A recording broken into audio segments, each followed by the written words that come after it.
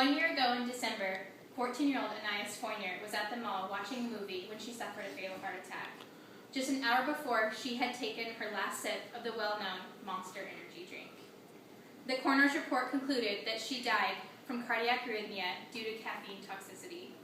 Anais had consumed 2 24-ounce cans of Monster Energy in a 24-hour period. That is equivalent to 14 12-ounce Coca-Colas.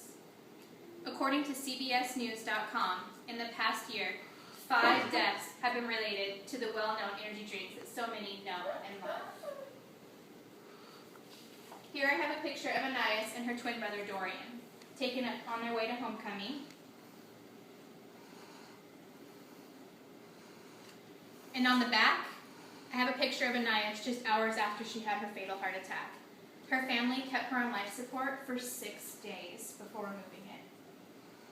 She was only 14 at the time of her death.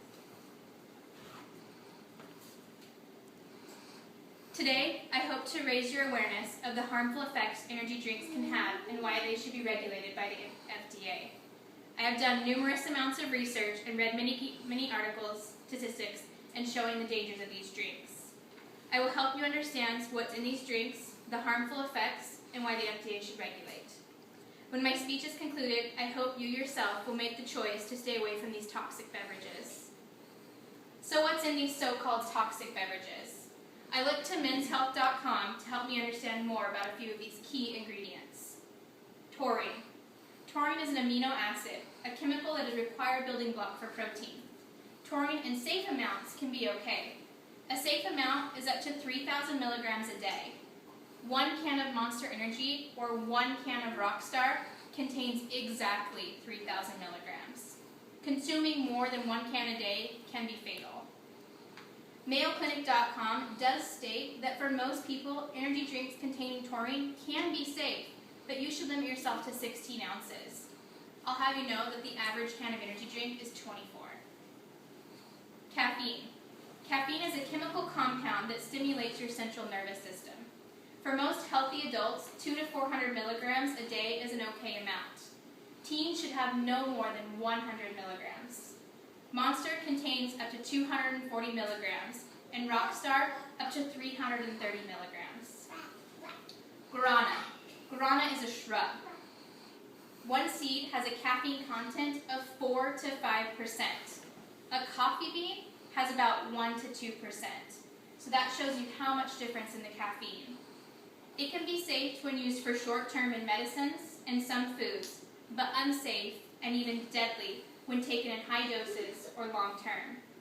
Taking guarana with the following medical conditions can be harmful: pregnancy, anxiety, bleeding disorders, diabetes, diarrhea, IBS, heart disease, high blood pressure, glaucoma, and osteoporosis. Glucose, or better known as sugar, is one of the top ingredients in all energy drinks. To give you an idea, a 16-ounce Rockstar has the equivalent of eating 6 Krispy Kreme donuts. And here's a little visual. 1 16-ounce can, a half a dozen donuts in 1 can. Makes you rethink your drinking, huh? Here's an even more shocking thing. 1 16-ounce can of Monster has the equivalent of eating 11 and a half Krispy Kreme apple fritter donuts.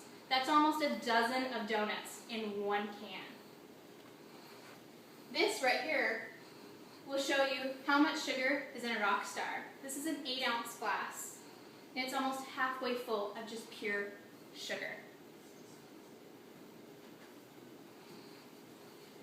Along with the shocking ingredients in these energy drinks, there comes some equally shocking and worrisome side effects: heart palpitations, high blood pressure, cardiac arrest, and even death.